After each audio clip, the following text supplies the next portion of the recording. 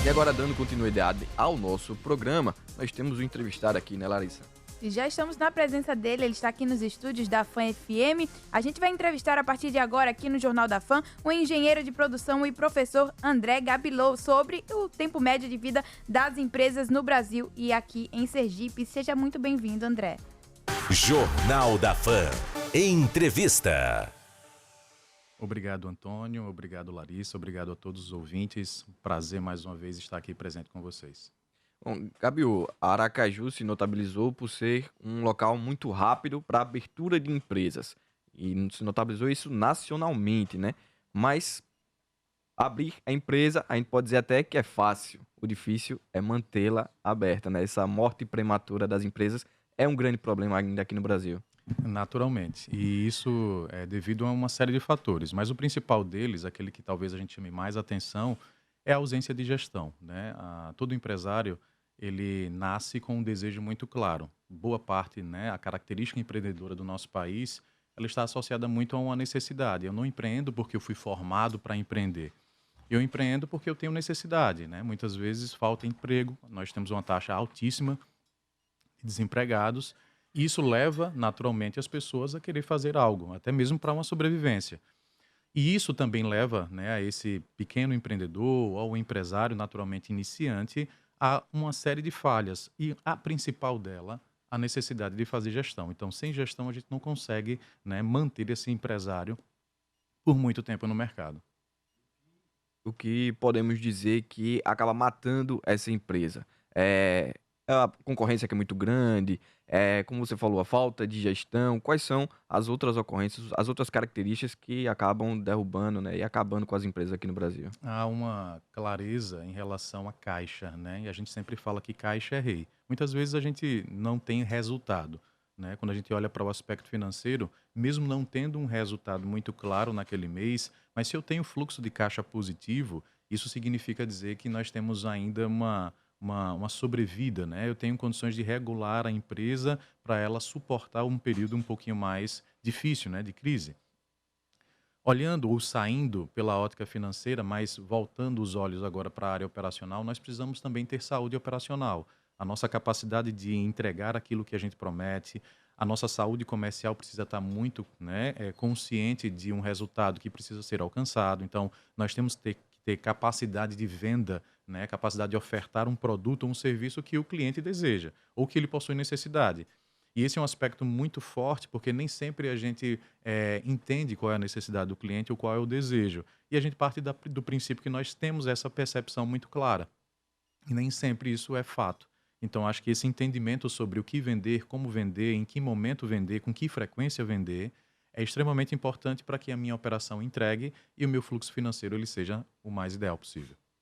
Professor André Gabilow, a gente vem saindo, né, de uma situação não saindo. A gente ainda continua, talvez, com um arrefecimento agora, né, de uma pandemia, onde várias pessoas elas se viram na necessidade de abrir o próprio negócio, começar uma nova empresa, justamente para poder manter as contas, manter a subsistência dentro de casa. Só que a gente sabe que a burocracia diminuiu para a abertura dessas empresas, no entanto, o tempo médio de vida dessas empresas acabou diminuindo. Falta uma clareza no entendimento de todos os processos ali iniciais do que deve ser feito e como essas pessoas podem trabalhar para manter essas empresas. Qual é esse cenário especificamente aqui em Aracaju ou em Sergipe? A característica da maioria desses empresários é não pensar no básico para que se abra uma empresa. E vamos falar de forma muito sincera, nós também não pensaríamos, porque não é adequado para aquele que quer sobreviver no mercado, pensar em um plano de negócio ou um planejamento estratégico, enfim. Isso é natural para quem já tem um certo nível de maturidade. Como a maioria dos empreendedores eles são levados a empreender, o que é que normalmente a gente gera em termos de dica, ou conselho, ou alguma coisa que possa, né, ajudá-los? Ela entender inicialmente o que é que de fato ele está vendendo e para quem ele está vendendo, porque no final das contas ele precisa fazer essa entrega bem feita. Se isso inicialmente acontece e a empresa passa a crescer de alguma maneira, né, em termos de volume de vendas, ele vai para uma segunda fase, que é a fase de ordem. Então a gente inverte um pouquinho aquilo que tem na nossa bandeira. Enquanto na nossa bandeira tem ordem e progresso, quando a gente começa a empreender sem esse momento, né, de planejamento, a gente inverte para progresso e ordem. Eu preciso progredir, eu preciso vender, eu preciso manter o meu dia a dia, colocar o pão na mesa. Mas depois as dores do crescimento elas vão vir. E a gente precisa estar muito claro de que a ordem, que é a parte sim de processos, gestão, tem que estar muito clara, senão ele vai naufragar. Professor Gabiô, esse processo, na verdade, essa construção da empresa para mantê-la viva, a gente fala de 2 anos aí, mas esse processo já começa antes de criar a empresa, né? Quando ela já está com o barco andando, não é De isso? fato, de fato. As empresas que já conseguem iniciar com um bom plano de negócios, ela passa a ter pelo menos um indicativo de aonde serão as principais dificuldades, qual é de fato os desafios que ela deve enfrentar nos próximos meses, qual a necessidade de caixa que ela terá, né? Nem sempre a gente consegue faturar nos primeiros períodos aquilo que é suficiente para pagar todas as contas. Então, só com esse plano inicialmente feito, antes desse ciclo de 2 anos, que é quando a empresa já está operando, se ela fez um bom plano de negócio, se ela fez uma estratégia muito clara ali, ainda que simples, mas clara, ela consegue ultrapassar essas barreiras porque ela tem consciência dos riscos. Então, saber que as coisas irão mudar é uma condição sine qua non para todos nós. Quando a gente reconhece que esses riscos podem acontecer e o grau desse risco é alto, naturalmente a gente se prepara para isso, né? Então, se vai chover, eu saio com guarda-chuva. Se essas empresas minimamente fizessem esse plano ou se buscassem auxílio para pelo menos ter uma condução mais clara de profissionais especialistas, isso reduziria esses impactos e naturalmente esse tempo médio, né, ele seria um pouquinho maior quando a gente olha para a mortalidade delas. Perfeito. Nós estamos conversando com o professor, consultor, engenheiro de produção, o André Gabiô, que está falando sobre esse tempo de empresa, né? Aqui no Brasil, em Aracaju também não é diferente, existe essa morte prematura de empresas, geralmente nos 2 primeiros anos. Você já falou sobre o começo, né? Na hora de abrir a empresa, que precisa de um plano de negócio, precisa de planejamento, saber onde quer chegar. Mas para quem está nos escutando, para quem está nos assistindo, que tem uma empresa e que está nesse momento, está pensando em fechar a empresa, não está dando o lucro que a pessoa estava projetando, nesse momento, a pessoa que está com a corda chegando no pescoço, o que é que a pessoa deve fazer para tentar minimizar e sair dessa situação? Perfeito. Nós temos algumas saídas, né? Primeiro é saber se aquele negócio é a única fonte de renda dela, né? E se aquilo que ela faz literalmente traz para ela todo o sustento. Se sim, vamos entender por que é que naturalmente ela quer fechar, né? Ah, André, eu não estou conseguindo fazer as vendas da forma adequada. Muitas vezes você tem problemas muito claramente comerciais.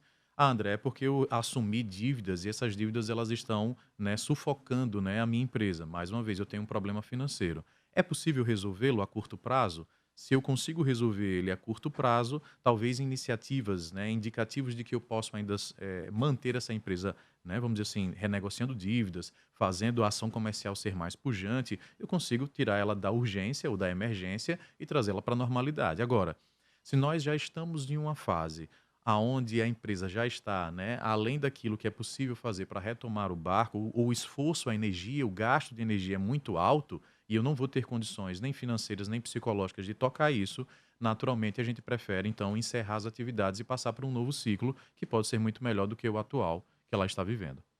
Perfeito, estamos entrevistando aqui no Jornal da Fã o engenheiro de produção e professor André Gabiou. A gente tem a nossa colega, a radialista Magna Santana, pela linha, ela está rodando aqui pela cidade. Magna, são exatamente 6h56, o seu questionamento para o professor André Gabiou? Obrigada, Lari. Bom dia, professor. Satisfação ouvi-lo e as suas informações aí passadas realmente refletem sempre o temor de quem quer abrir um negócio no nosso país. Mas eu gostaria que o senhor pudesse falar um pouco sobre uma coisa que preocupa sempre e pesa muito, que é a carga tributária.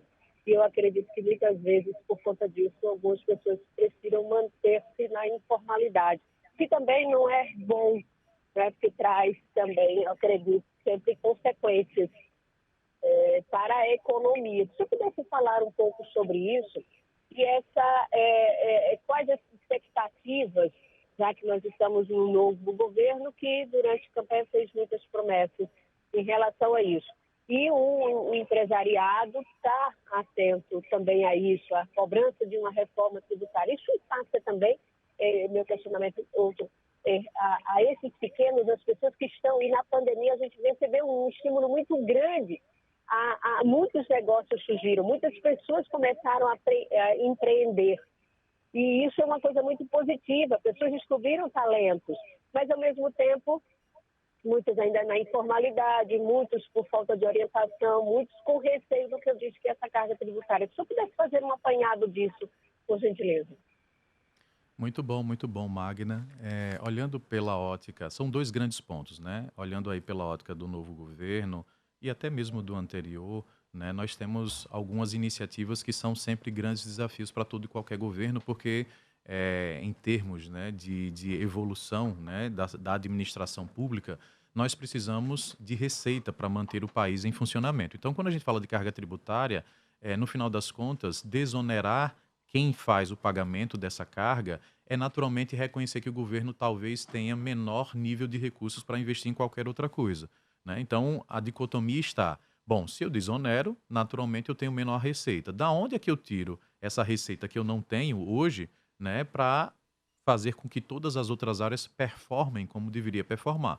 Então, é como se eu estivesse cortando na carne, né, olhando para o governo. Então, por isso que é um grande desafio, né? Naturalmente, nem sempre, né, é um tema muito simples e fácil, mas, por outro lado, existe uma grande pressão, tanto da sociedade civil, que espera algum tipo de iniciativa, né, nessa área, para que a classe empresarial ela consiga voltar a fazer aquilo que a sociedade civil quer, que é contratar. Se eu sou desonerado, se a carga tributária ela é menor, naturalmente as empresas possuem mais capacidade de investimento. Se eu tenho mais capacidade de investimento, naturalmente surgem mais empregos, né? Surgindo mais empregos, mais renda, a economia volta a girar. E, naturalmente, esses tributos, não talvez a curto prazo, porque nem sempre essas iniciativas a curto prazo elas chegam tão rapidamente aos cofres públicos, mas a médio prazo o país tende, né, a performar melhor em função desses impostos ou tributos provenientes das empresas. Então, assim, é um desafio grande, não é simples porque, naturalmente, aqueles que serão menor tributados, né, talvez não sejam necessariamente aqueles que todos gostariam, né, de ser, né, que seriam os pequenos empresários, mas como são a grande maioria, né, e nem sempre os benefícios chegam para esses pequenos empresários de uma maneira salutar, dentro da perspectiva deles. Mas já existem iniciativas, hoje o governo, né, agora recentemente já aponta um plano de 100 dias aí para os próximos períodos, para que a gente tente, né, dentro da classe empresarial, industrial, reconhecer quais são os benefícios que teremos para voltar a investir. Isso aponta, né, de forma positiva para esse mercado algum tipo de estímulo futuro para novas contratações. Por outro lado, existe um aspecto também educacional, né? Nós não podemos, enquanto empresários, esperar que esse cenário mercadológico, principalmente no Brasil, ele seja o melhor possível, porque a gente sabe das instabilidades, né, que todos nós sofremos. E enquanto empresário, nós precisamos estar preparados fazendo gestão. Isso significa que todo empresário precisa utilizar o momento de bonança para criar reserva. E essa reserva de caixa serve justamente para que a gente, em tempos difíceis, passem a suportar de maneira mais leve os riscos que todo negócio deve possuir. Então, nem sempre o mercado vai estar propício para o meu segmento. Mas eu preciso reconhecer isso e fazer gestão já não é mais luxo. Fazer gestão é uma necessidade empresarial. Perfeito, o professor André Gabiou, engenheiro de produção, também está aqui conversando com a gente, né, sobre esse tempo médio de vida das empresas. Professor, já para a gente ir finalizando aqui a nossa entrevista, eu queria saber, a nível nacional, a gente tem essa informação de que uma em cada 5 empresas, elas não sobrevivem um ano, né, de vida ali médio. Qual o cenário aqui em Sergipe para quem está pretendendo começar? O senhor tem números ou um panorama geral, assim, sobre o número de empresas que abriram e fecharam aqui no estado? Confesso, Larissa, que não tenho essa informação de maneira muito atualizada, mas ela não difere tanto do nacional, pelo contrário, ela segue mais ou menos uma ideia de que a cada ciclo de 2, 10 não sobrevivem. E isso é importante inicialmente fazer, essa é uma estatística que normalmente o Sebrae ela sempre traz de forma mais atualizada, mas o que é importante ponderar, né, ou pontuar? É que normalmente essas empresas atribuem, né, a sua não sobrevivência a uma série de fatores que nem sempre são os fatores mais diretos. Primeiro, sobre aquele primeiro ponto que falamos, né, nós empreendemos por necessidade. 2, quando eu empreendo por necessidade, eu esqueço da ordem de planejar e de programar. Por quê? Porque nós, enquanto brasileiros e talvez até mesmo, né, ocidentais, gostamos da ideia do fazejamento. Eu tenho tempo para fazer, mas eu não tenho tempo para planejar. Se der errado, eu volto e vou fazer aquilo que eu deveria fazer se eu tivesse feito o planejamento, que é parar para pensar. Quando a gente não faz isso, é notório. Naturalmente, iremos naufragar em algum ponto. Se esse ponto é um ponto financeiro, que é aquilo que naturalmente aponta uma determinada dor, uma dor de consequência e não dor de causa, né? Porque normalmente o pessoal diz, então, se você tiver dinheiro suficiente, você consegue manter a sua empresa. Sim, tudo bem. Mas de onde é que está saindo o dinheiro? É das suas operações. Se a sua operação não performa bem, e eu aí estou incluindo inclusive a ação comercial, você vai sentir uma dor financeira como consequência. Então, resolver problemas financeiros não significa que eu vou olhar para as finanças da minha empresa e resolvê-las, mas eu vou olhar para outras áreas da minha empresa, outras ações funcionais que devem estar com saúde adequada para fazer com que esse financeiro performe bem. E aí sim, segurar ou talvez postergar esse tempo mais difícil que leva naturalmente à mortalidade. É isso, o professor Gabiô conversou aqui com a gente, o André Gabiô, engenheiro de produção, consultor e professor na área, falou com a gente sobre o tempo médio das empresas, sobre essa morte prematura que muitas empresas têm. Enfim, a gente passou um bom tempo aqui falando sobre isso. Agradeço demais. Alguma consideração final, professor? Quero mais uma vez agradecer a FAM, quero agradecer a Antônio, a Larissa, né, que nos receberam aqui muito bem, e a toda a equipe, né, agradecer a todos os ouvintes que de alguma maneira estão aí nos ouvindo, né, nessa manhã, dizer que a Gabiô é uma empresa que tem há 14 anos feito um trabalho, né, de ajuda empresarial, tanto para médias, pequenas e grandes empresas, e está sempre disposta a fazer isso, né, então se você quer entrar em contato com algum tipo de canal nosso, então só né, mandar uma mensagem, 79988012587, e a gente sempre está à disposição para ajudar e aconselhar empresas a performar melhor. É isso. Professor, só repita o número pra gente. 79988012587. Perfeito. Esse é o número do consultor, professor, Isso. engenheiro de produção, André Gabiô, que conversou aqui com a gente no Jornal da Fã. Mais uma vez, muito obrigado.